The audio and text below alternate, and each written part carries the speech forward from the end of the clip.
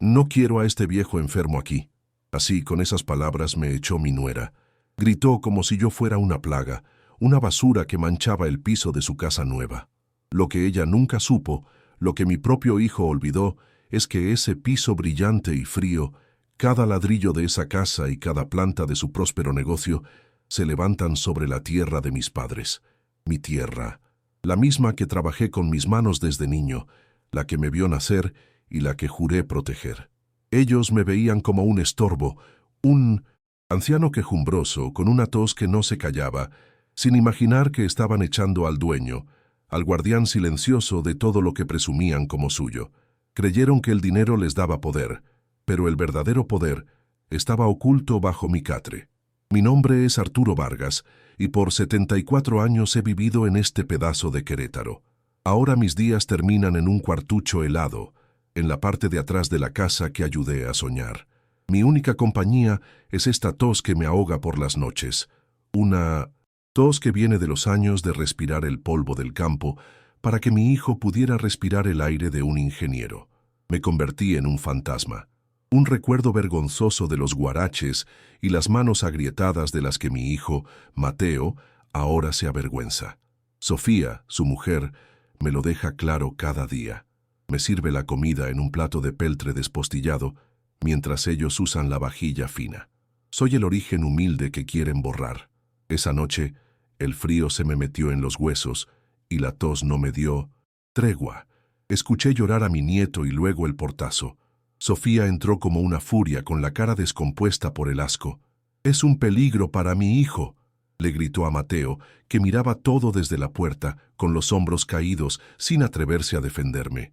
No cruzó una palabra conmigo. Solo tomó una pequeña maleta, metió mis pocas cosas y me acompañó hasta el taxi que me llevaría a un asilo. Ver la puerta de mi hogar cerrarse, con mi propio hijo del otro lado, fue como si me arrancaran el corazón con las manos. Ese silencio de Mateo me dolió más que todos los gritos de su esposa juntos. Díganme ustedes, ¿alguna vez se han sentido invisibles en el lugar que más amaron? ¿Han sentido cómo el amor que dieron se les devuelve como una limosna amarga? Les pido que me escuchen, que me acompañen en este tramo final de mi historia. Necesito saber si en otros lugares del mundo un hijo puede olvidar tan fácil la memoria de su sangre.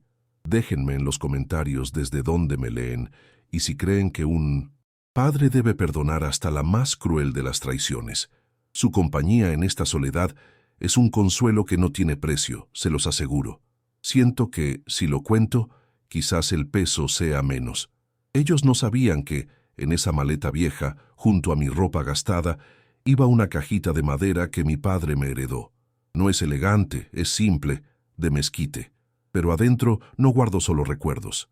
Adentro están los papeles, las escrituras originales de la tierra que pisaban con tanto orgullo. Están a mi nombre, Arturo Vargas. También guardo la medalla que mi padre me dio el día que le prometí que nunca dejaría que nadie nos humillara en nuestro propio suelo. Cada noche, en la soledad de ese asilo, acaricio esa caja. Es mi ancla, el único testigo de quién soy en realidad, de la promesa que estaba a punto de cumplir. Mi silencio durante todos estos años no fue debilidad, fue paciencia. El amor de un padre a veces consiste en esperar, en darle tiempo al hijo para que encuentre el camino de regreso a sus raíces.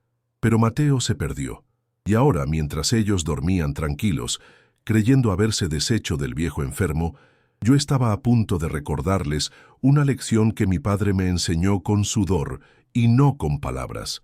La tierra no le pertenece a quien la compra con dinero, sino a quien la honra con su vida. El momento de actuar había llegado, y su mundo, construido sobre el olvido y la soberbia, estaba a punto de temblar desde sus cimientos. Yo no conocí las letras de niño. Mi escuela fue el campo, y mi maestro, mi padre. Desde que tuve fuerza para levantar una pala, mis manos aprendieron el lenguaje de la tierra. Recuerdo el olor del terreno mojado después de un aguacero de verano, una bendición que prometía una buena cosecha de maíz. Mi padre me enseñó a leer el cielo, a saber cuándo sembrar y cuándo esperar. La tierra es noble, mijo, me decía mientras partíamos una tortilla con frijoles a la sombra de un pirul. Nunca te traicionas si le das tu sudor y tu respeto. Crecí con esa verdad grabada en la piel. Mi mundo era pequeño, limitado por los cerros que rodeaban nuestro pueblo, pero era un mundo honesto, donde el valor de un hombre se medía por su palabra y su trabajo. No había lujos, apenas lo suficiente para comer, pero había una dignidad que el dinero no puede comprar. Nuestros guaraches se gastaban caminando sobre el mismo polvo del que brotaba nuestro sustento. Mi padre, un hombre callado y duro como la tierra seca, me enseñó que la pobreza no era una vergüenza. La vergüenza era la pereza.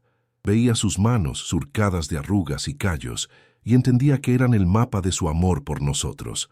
Nos enseñó a construir, a reparar, a no depender de nadie.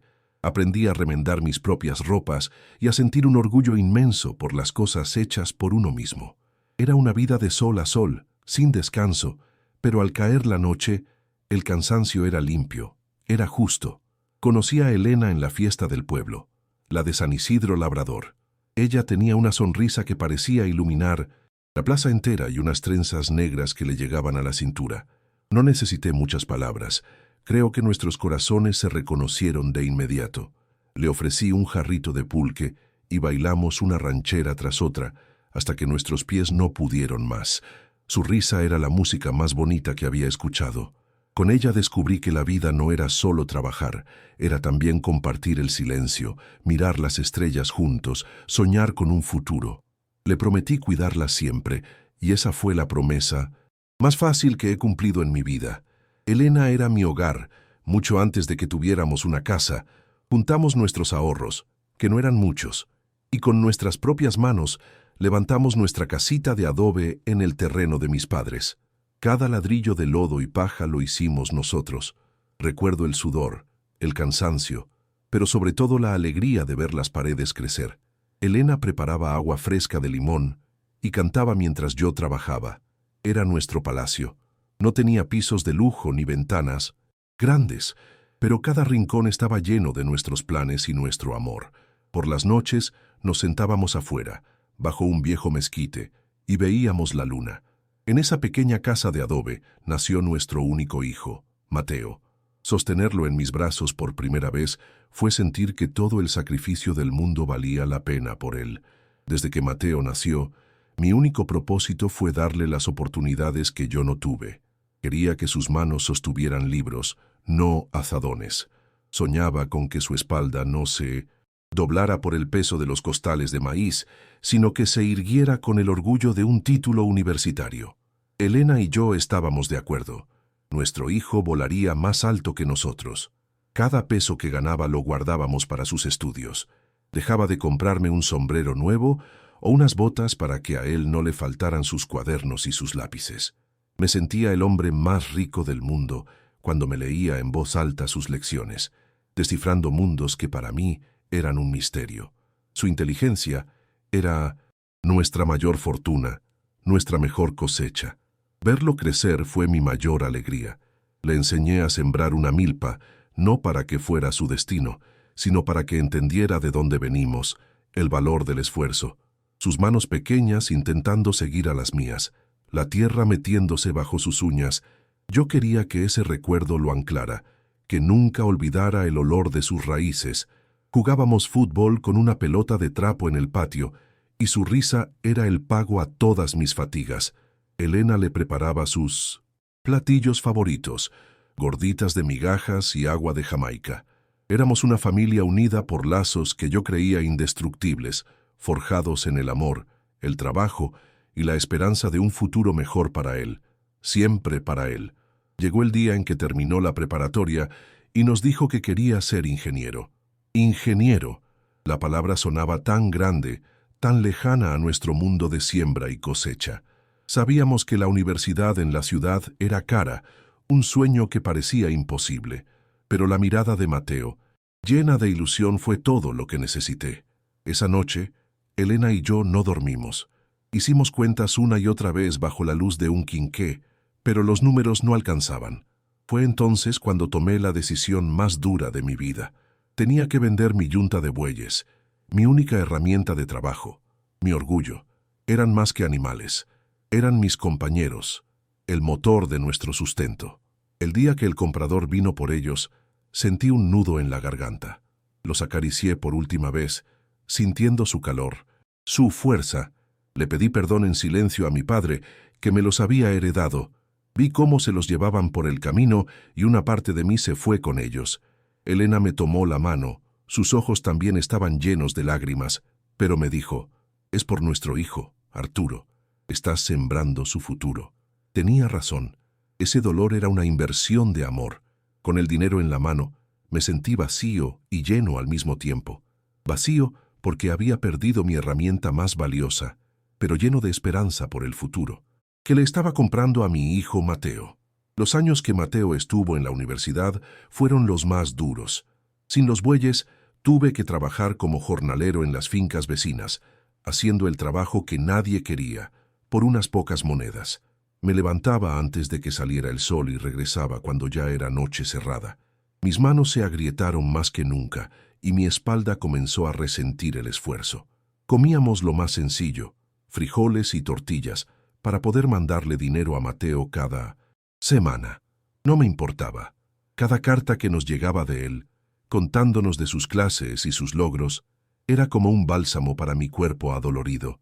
Estaba construyendo el futuro de mi hijo con cada gota de mi sudor. Elena también hacía su parte. Empezó a lavar y planchar ropa ajena. Sus manos suaves se maltrataron con el jabón y el agua caliente. Nunca se quejó. Por las noches contábamos las monedas, las separábamos con cuidado y sentíamos que cada una era un paso más que Mateo daba hacia su meta. Colgamos su primera foto de la universidad en la pared de adobe, junto a la imagen de la Virgen de Guadalupe. La mirábamos todos los días. Era nuestro recordatorio, nuestra fuerza. «Ya verás, viejo», me decía Elena, «nuestro hijo será un gran hombre y nunca se olvidará de esto». Y yo le creía porque el amor de un hijo debía ser tan leal como la tierra. El día de su graduación fue el día más feliz de mi vida. Nos gastamos nuestros últimos ahorros en un boleto de camión para ir a la ciudad a verlo. Cuando lo nombraron y subió a recibir su título con su toga y su birrete, sentí un orgullo que no me cabía en el pecho. Las lágrimas se me salieron sin permiso. Elena y yo nos abrazamos, llorando en silencio. Todo el sacrificio, los bueyes, el trabajo de sol a sol, los años de carencias, todo había valido la pena. Él era nuestro triunfo. Le dimos un abrazo tan fuerte, tan lleno de todo nuestro amor y esfuerzo. Era un ingeniero. Mi hijo, el hijo del campesino, era todo un ingeniero. Colgamos su foto de graduación, ya con marco y todo, en el mejor lugar de nuestra casita. Era el símbolo de que lo habíamos logrado. Mateo nos prometió que ahora él nos cuidaría, que nos sacaría de trabajar y nos daría una vida mejor. Sus palabras eran la recompensa que habíamos esperado. Creímos ciegamente en él. Creímos que el hijo educado, el hombre de mundo, recordaría siempre los cimientos de adobe sobre los que se construyó su éxito. No imaginábamos que esos cimientos serían lo primero que él querría demoler para construir su nueva vida. Una vida donde ya no había lugar para nosotros, para el olor a tierra y las manos viejas. Al principio, todo era orgullo. Mateo consiguió un buen trabajo en una constructora y nos visitaba cada fin de semana. Traía pan de la ciudad y nos contaba de sus proyectos, pero un día llegó con ella, con Sofía. La vi bajar de su carro y mirar nuestra casita de adobe como si fuera un nido de bichos. Su sonrisa no le llegaba a los ojos. Desde ese día, algo en Mateo empezó a cambiar. Ya no se sentaba a mi lado en el quicio de la puerta. Empezó a corregir mi forma de hablar, a decirme que no usara ciertas palabras. La ciudad se lo estaba tragando, y yo, su padre, el campesino, empecé a parecerle poco. Era un cambio sutil, como una grieta que apenas se nota pero que ya anuncia el derrumbe. Poco después, mi Elena se me fue. Un mal aire se le metió en el pecho y ya no hubo remedio. Enterrarla fue como enterrar la mitad de mi alma. En ese momento fue cuando más necesité a mi hijo, pero él ya estaba en otro mundo. Un mundo de cenas elegantes y reuniones de negocios. Sofía lo convenció de que no podía estar viajando tanto, que debían construir su vida. La muerte de mi viejita fue la excusa perfecta. El lazo que aún nos unía con fuerza se había roto, y yo me quedé solo, a la deriva, viendo cómo el hijo por el que tanto sacrifiqué se convertía lentamente en un extraño para mí, un hombre que ya no reconocía. Fue idea de Sofía, estoy seguro. Un día llegaron con unos planos. Mateo, sin mirarme a los ojos, me dijo: «Papá, vamos a tirar la casa y a construir una nueva, más grande, más moderna, para que vivas como un rey». ¿Un rey? Yo era un rey en mi casa de adobe, la que levanté con mi Elena. Cada pared guardaba su risa. Le dije que no quería, que ahí estaban mis recuerdos, pero mi palabra ya no valía nada. Para ellos era solo un montón de lodo viejo. No entendieron que derrumbar esa casa era como demoler mi vida, mi historia, el último refugio del amor que le tuve a su madre. La construcción fue rápida. Una casa enorme con vidrios polarizados y un jardín que parecía de revista. Y para mí, el cuarto del fondo, el que antes usábamos para guardar herramientas y costales viejos. Lo pintaron de blanco, le pusieron una cama y un foco. «Para que tengas tu privacidad, jefe», me dijo Mateo, y esa palabra, jefe, me sonó a distancia, a patrón, no a padre. Me sentí como un arrimado. Pasé de ser el patriarca en mi hogar a ser un inquilino en la bodega de una casa extraña, una casa fría, sin alma, construida sobre las ruinas de todo lo que alguna vez amé. La soledad se hizo más pesada entre esas paredes nuevas.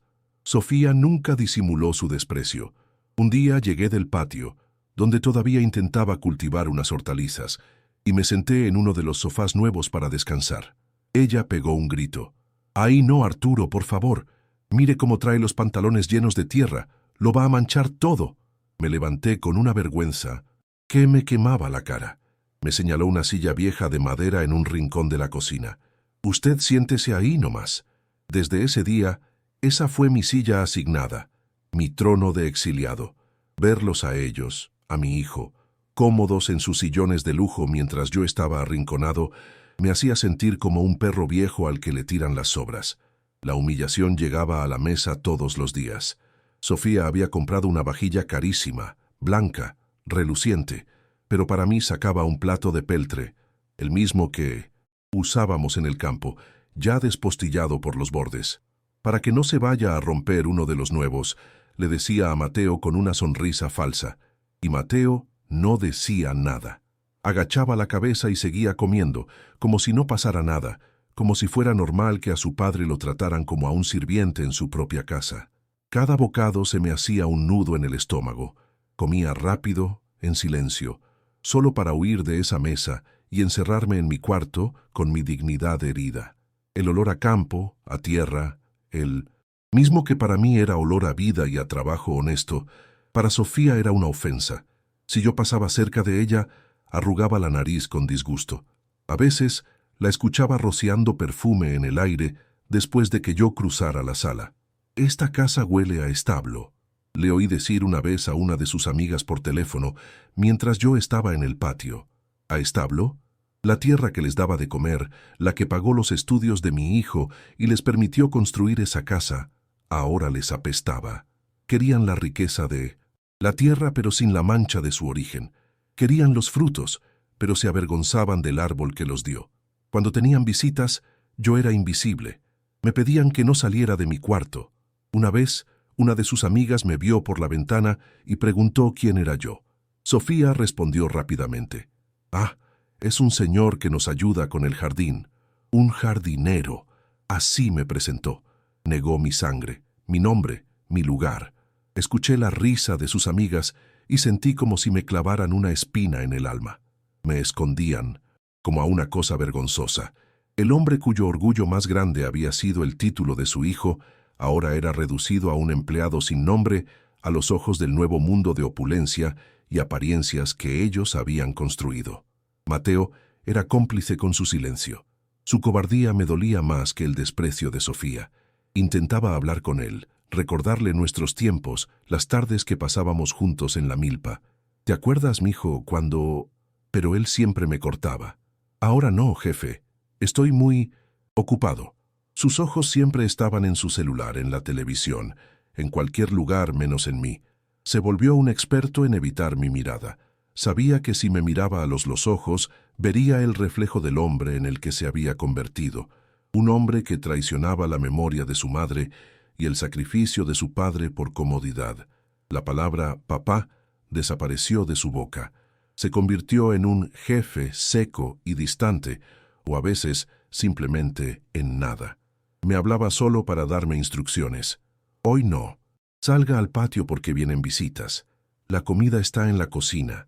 Ya no había conversaciones, solo comunicados. Sentí crecer dentro de mí una amarga sensación de injusticia. ¿Cómo podía haber olvidado tan rápido? ¿Dónde quedó el niño al que le enseñé a amarrarse las agujetas? ¿El joven al que le di mi futuro para que construyera el suyo? Me di cuenta de que el dinero no solo había cambiado su estilo de vida, le había envenenado la memoria. Mi nieto, Pedrito, era mi única luz, pero Sofía se encargó de apagarla. Le prohibió acercarse a mí. No vayas con el abuelo que siempre está tosiendo y te puede pegar sus bichos. Escuchaba al niño preguntar por mí, y ella lo alejaba con cualquier pretexto. Me robaron también el derecho a ser abuelo, a sentir sus manitas en las mías, a contarle las historias del campo que a Mateo ya no le interesaban. Me convirtieron en una amenaza, en una fuente de enfermedad. Esa fue una de las crueldades más refinadas, porque sabían que el amor por ese niño era lo único que todavía me ataba a esa casa. Mi tos empeoró, el cuarto era húmedo y el frío de la madrugada se me colaba hasta los huesos. La bronquitis se hizo mi compañera inseparable, y mi tos se convirtió en el arma perfecta para Sofía.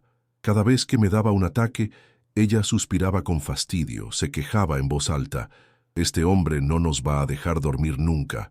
Ya no era solo una molestia, me habían convertido en un problema sanitario, en una carga insoportable. Prepararon el terreno.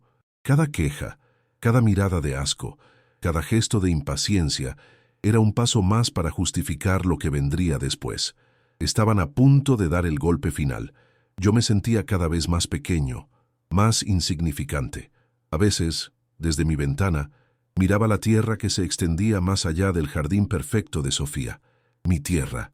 La veía y no entendía cómo podía ser un extraño en mi propio patrimonio. ¿En qué momento me perdí? ¿En qué momento el amor que sembré dio un fruto tan ingrato? La injusticia se me anidó en el pecho, un dolor sordo que no se iba con nada. Ya no era solo tristeza, era una rabia fría, una decepción tan profunda que secó mis lágrimas. Empecé a entender que el amor no es suficiente cuando la ambición se sienta a la mesa. Una noche, la tos me atacó con más fuerza que nunca. No podía controlarla. Escuché a mi nieto llorar en la otra habitación, asustado por el ruido. Luego, la puerta de mi cuarto se abrió de golpe. Era Sofía, con el rostro desencajado por la ira.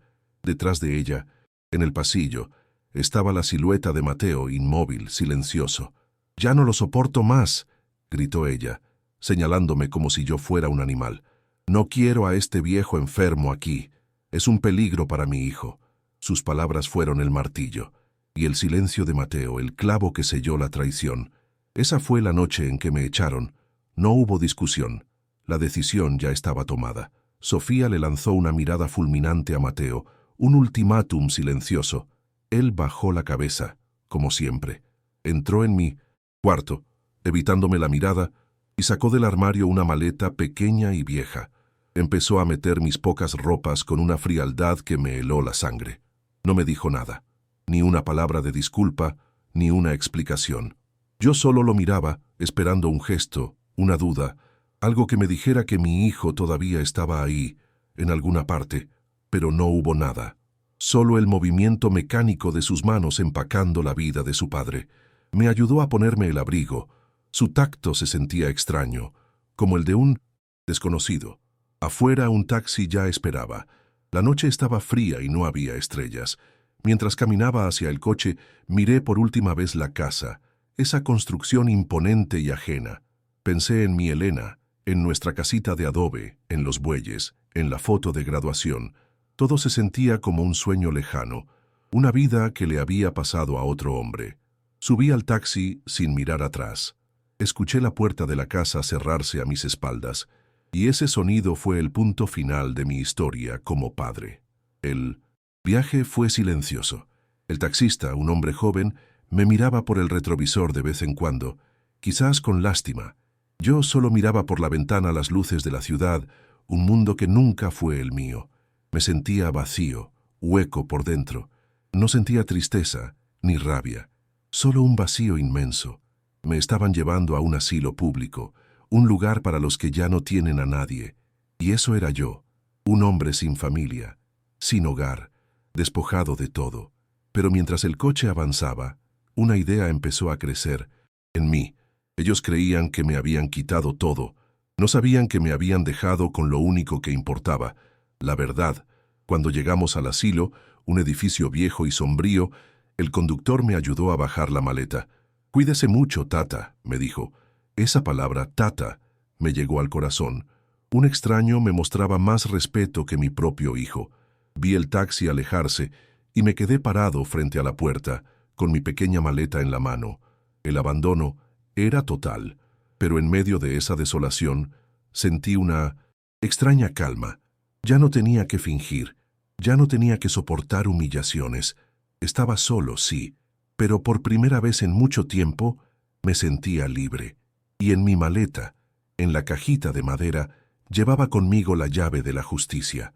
Los primeros días en el asilo fueron como una neblina de tristeza. El edificio olía a desinfectante y a soledad. A mi alrededor veía otros rostros como el mío, surcados por el tiempo y el olvido. Escuché sus historias. Eran ecos de la mía, hijos que no llamaban, nietos que no conocían, la sensación de haberse vuelto una carga. Un día, un compañero llamado Ismael me mostró la única foto que tenía de su familia. «Creen que porque uno es viejo, ya no siente», me dijo. Sus palabras me despertaron. Comprendí que mi dolor no era solo mío, era el dolor de todos los que fuimos desechados. Y entendí que mi silencio no solo me traicionaba a mí, sino también a ellos. Recordé la promesa que le hice a mi Elena en su lecho de muerte. «Haz de nuestro Mateo un hombre». «De bien, Arturo», me susurró. «Enséñale que el respeto es más valioso que todo el dinero del mundo». Y yo le había fallado.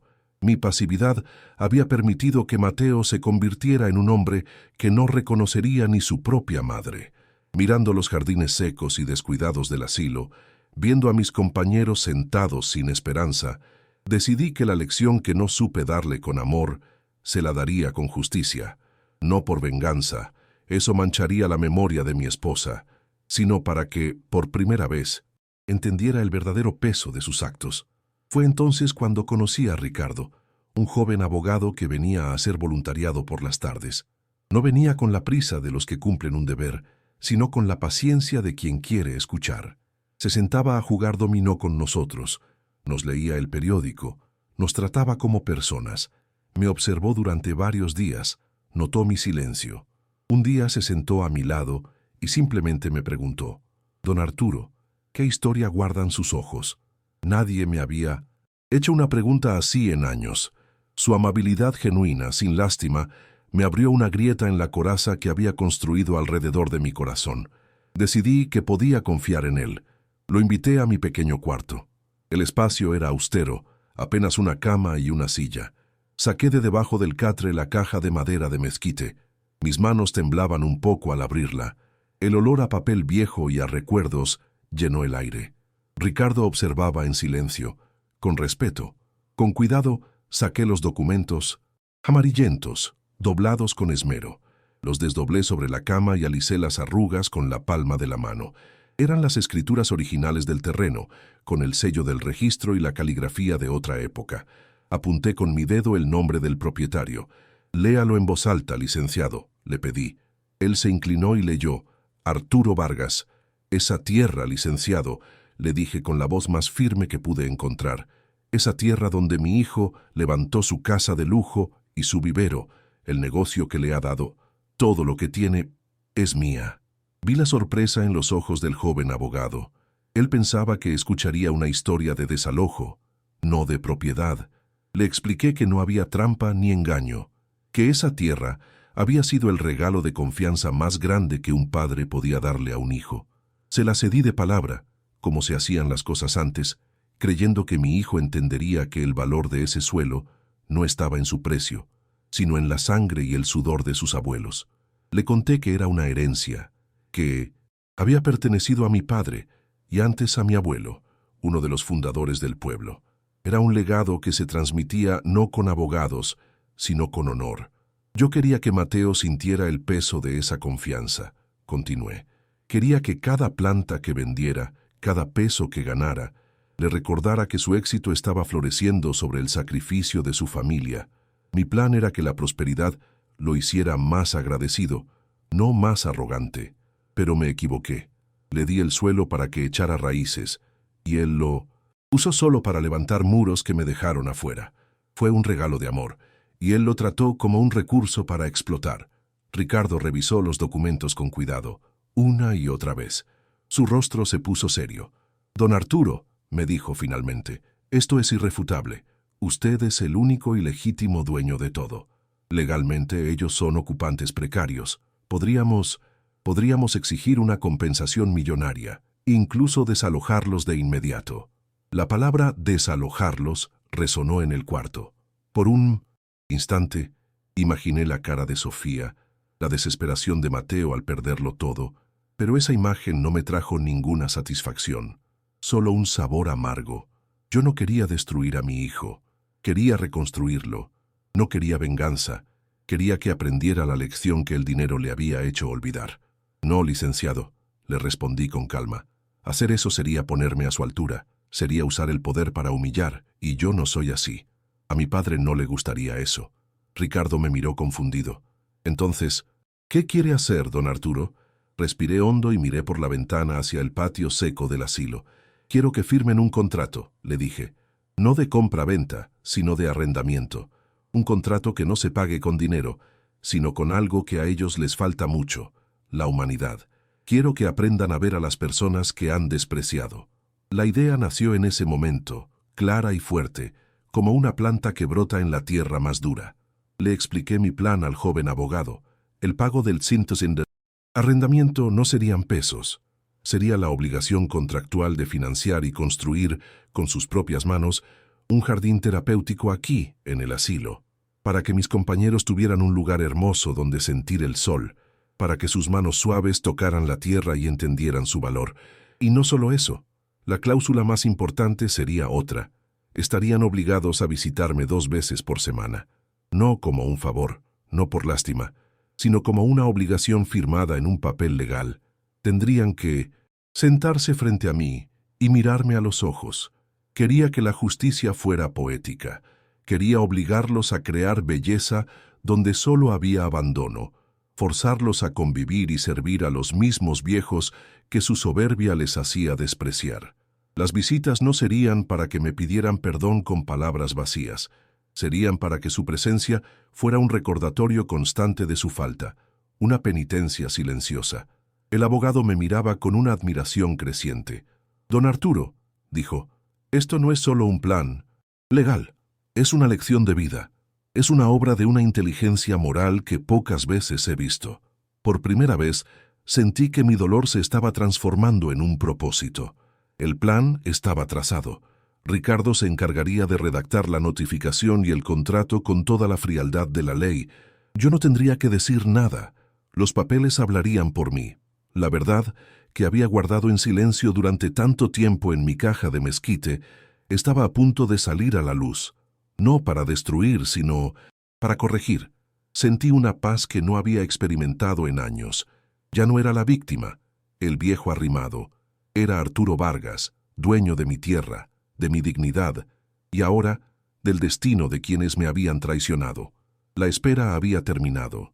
La cosecha de mi paciencia estaba a punto de comenzar. No volví a sentirme solo en el asilo. Me hice parte de la comunidad. Ayudaba en lo que podía. Compartía mi comida. Escuchaba las historias de los demás. Encontré una nueva familia en esos rostros, arrugados por el tiempo. Mi propósito ya no era solo personal, era por ellos también. El jardín que Mateo y Sofía construirían no sería para mí, sería para Ismael, para María, para todos los que compartían conmigo el pan y la soledad. Me convertí en el guardián de su esperanza. Y mientras esperaba que la notificación legal llegara a esa casa de lujo, yo ya estaba ocupado, dibujando en un papel cómo sería nuestro jardín, el jardín de la dignidad. Ricardo me contó después cómo fue. Un notificador. Un hombre con un portafolio serio tocó el timbre de la casa de lujo. Sofía abrió la puerta con esa arrogancia suya, seguramente pensando que era alguien para cobrar una entrega. Vio el sobre oficial y su gesto cambió. Llamó a Mateo, quien leyó el documento primero. Ricardo dijo que le describieron la escena. El rostro de mi hijo perdió todo el color, como si le hubieran anunciado una muerte. Las manos le temblaban tanto que casi deja caer el papel. Sofía se lo arrebató y leyó. Su grito de incredulidad, me contaron, se escuchó hasta la calle. El castillo de naipes que habían construido con tanto esmero se venía abajo con un simple soplo de verdad. Su primera reacción, por supuesto, fue la soberbia. Llamaron a sus abogados, los más caros de la ciudad. Estaban seguros de que era un error, un truco de un viejo senil. Imagino a Sofía caminando de un lado a otro sobre sus pisos de mármol, gritando que me demandaría, que me metería a la cárcel por fraude. Pero la soberbia se les acabó. Pronto, sus propios abogados, después de revisar la ley y las escrituras, les dieron la noticia. Mi reclamo no era solo válido, era inexpugnable. No había ninguna defensa posible. La tierra era mía. De repente, ya no eran los dueños. Eran intrusos. La desesperación, el verdadero pánico, comenzó a apoderarse de ellos. A los 2 días, apareció en el asilo un carro de lujo que desentonaba con la humildad del lugar. De él bajaron Mateo y Sofía. Era la primera vez que pisaban ese sitio. Mi hijo estaba pálido, más delgado, con la mirada perdida en el suelo. Sofía, siempre tan arreglada y altanera, parecía una actriz en el papel equivocado. Llevaba unos lentes oscuros como si quisiera esconderse. Su ropa cara se veía fuera de lugar entre nuestras paredes descascaradas. Vinieron directamente hacia mí, que estaba sentado en una banca del patio. Verlos ahí, en mi nuevo territorio, después de que me echaran del suyo, fue el primer acto de justicia silenciosa. El poder había empezado a cambiar de manos. Fue Sofía la que habló primero, con una voz que intentaba sonar dulce y arrepentida. Se quitó los lentes y vi que tenía los ojos rojos, pero sus lágrimas no me conmovieron. Se arrodilló frente a mí, una escena tan falsa que parecía sacada de una telenovela. Suegrito, perdónenos, lloriqueó. Fuimos unos tontos, estábamos ciegos. Esta es su casa, usted tiene que volver. Lo extrañamos, Pedrito lo extraña. Mateo, a su lado, solo asentía como un títere, incapaz de articular una frase propia. Sí, papá, perdóname. Pero sus palabras eran huecas, no pedían perdón por el dolor causado, pedían perdón por haber sido descubiertos, suplicaban por su patrimonio, no por mi afecto. Intentaron manipularme con promesas, que me darían la mejor habitación de la casa, que contratarían a una enfermera solo para mí, que comprarían los muebles más caros. Sofía incluso llegó a decir, rompamos esos papeles, Arturo. Somos una familia, no necesitamos abogados. Me ofrecían lujos, las mismas cosas materiales con las que habían construido su mundo vacío. No entendían nada. Creían que mi dignidad tenía un precio, que mi dolor se podía pagar con un cuarto más grande y un colchón nuevo. Me miraban, pero no me veían. Seguían viendo al viejo al que podían manejar con las migajas de su riqueza. Escuché su oferta en silencio, sin cambiar el gesto. Mi silencio los puso nerviosos. Mateo finalmente intentó algo distinto. Trató de apelar al pasado. Papá, ¿se acuerda de mamá? Ella no. Hubiera querido esto, vernos así peleados. Usar el nombre de mi Elena, eso sí que me dolió. Usar su memoria sagrada para intentar salvar su casa. Fue un golpe bajo, desesperado. Fue la prueba final de que no había arrepentimiento genuino en su corazón, solo un miedo atroz a perderlo todo. Se habían quedado sin argumentos y recurrían al chantaje emocional más cruel. Pero el recuerdo de mi esposa, en lugar de debilitarme, me dio más fuerza, porque yo estaba cumpliendo la promesa que le hice, la de enseñarle a nuestro hijo a ser un hombre de bien. Y aquí los tenía, arrodillados ante mí, no por el amor que me debían, sino por el miedo que les tenía, llorando, pero por su estatus, por su casa, no por el padre que abandonaron. En este momento, les hablo a ustedes que me han acompañado hasta aquí con su paciencia, Les pregunto desde el fondo de mi corazón, ¿qué harían en mi lugar? ¿Perdonarían todo al ver esas lágrimas, aunque sepan que son falsas, solo por la ilusión de recuperar una familia? ¿O mantendrían la lección hasta el final para enseñar que hay faltas que el dinero no puede reparar? Dejen su opinión en los comentarios, porque su sabiduría es una luz en mi camino. Dejé que el silencio se hiciera pesado. Luego, con una seña, llamé a Ricardo, que observaba todo desde una distancia prudente. Él se acercó con su portafolio. Yo no dije una palabra. Dejé que la ley hablara por mí. Ricardo carraspeó y dijo con voz clara y tranquila: «La propuesta de don Arturo no es negociable. No está pidiendo dinero ni venganza. Les está ofreciendo un camino». Les extendió una copia del contrato de arrendamiento simbólico. «Aquí están las condiciones. Léanlas. O firman y cumplen con cada cláusula, o iniciaremos el proceso de desalojo mañana mismo». La cara de Sofía se transformó del ruego a la furia contenida. Se dieron cuenta de que el juego había cambiado para siempre. Se levantaron del suelo, humillados. Mateo tomó el documento con mano temblorosa. Sofía lo miró con odio, no a mí, sino a la situación, a su pérdida de control. Ya no había súplicas, solo un silencio tenso cargado de la realidad que no podían evadir. Comprendieron que no estaban tratando con el viejo indefenso que echaron a la calle. Estaban frente a Arturo Vargas, el dueño de la tierra y el arquitecto de su penitencia. Les di la espalda y caminé lentamente hacia el interior del asilo, dejándolos solos en el patio con su decisión.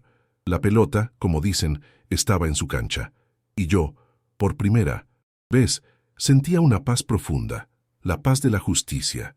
No volví a su casa, por supuesto. Mi hogar ya no estaba ahí. Firmaron el contrato, no tenían otra opción. Ahora, 2 veces por semana, los veo llegar al asilo. Sofía, con su ropa de marca y su cara de amargura, se arrodilla y arranca la mala hierba con una rabia contenida, sus manos con manicura llenándose de tierra. Mateo trabaja en silencio, construyendo las jardineras, su espalda doblada por un peso que ya no es físico, sino moral. A veces, levanta la vista y me mira, y en sus ojos veo el comienzo de una larga y dolorosa penitencia, pero la escena más bonita ocurre los domingos. Mi nieto Pedrito, a quien ahora traen por voluntad propia, corre a abrazarme. Lo siento en mi banca, en nuestro jardín que ya florece, y le pongo una semilla de girasol en su manita. «Así se hace, abuelo», le digo, guiando su dedo en la tierra, y en ese instante sé que he recuperado mi verdadero legado. Al final, la vida me ha enseñado que la herencia más valiosa no está en las escrituras de un terreno, sino en la dignidad con la que uno camina por el mundo. El hogar no son las paredes que te rodean, sino el respeto que te ganas y el amor que cultivas. Yo perdí una casa de lujo, pero recuperé mi alma. Encontré una nueva familia en mis compañeros del asilo y un nuevo propósito en este jardín que florece como un milagro en medio del olvido. Ya no siento rencor por mi hijo, solo una profunda lástima por el tiempo que perdió adorando a dioses falsos de dinero y apariencia. He aprendido a perdonar no para liberarlo a él, sino para liberarme a mí mismo y poder disfrutar de esta paz serena que ahora me acompaña. Les he abierto mi corazón y les he contado la historia de mi vida, no para sembrar tristeza, sino para compartir la esperanza. Gracias por haberme escuchado, por haberme hecho compañía en este viaje al pasado. Ahora, por última vez, les pido que me dejen un saludo. Cuéntenme desde qué ciudad o país me han regalado su tiempo y díganme qué se llevan de este relato.